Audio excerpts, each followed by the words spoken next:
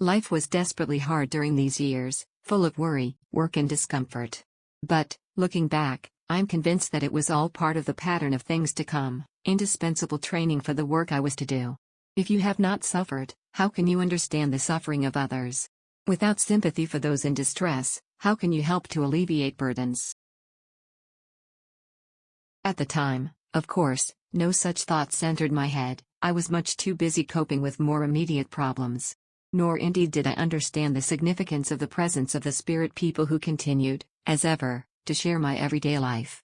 They were as much a part of my environment as were the ordinary people in the street. The world would have been a strange and empty place if they had suddenly ceased to be there. The months passed. My husband became progressively weaker, until the day I returned home at lunchtime to find two of the children standing at his bedside. He was obviously very ill, much worse than when I had left him that morning. With an overwhelming sense of shock, I knew that he was dying. Quickly I sent the children to a neighbor who I knew would look after them. Then I sat alone in the room with him and held his hand.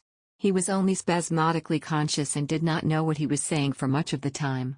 But every now and then he would have lucid moments, in one of which he said to me, "You will be all right, darling. God will take care of you." I stayed with him until far into the night. He died while looking at me. At the moment of his passing I heard strange, terrifying noises coming from the kitchen. It was as though someone was rending linen and, every now and then, cracking a whip. It was an eerie, uncanny experience which, coming at that particular time, was unnerving. For some moments I sat unable to move, then the sound ceased.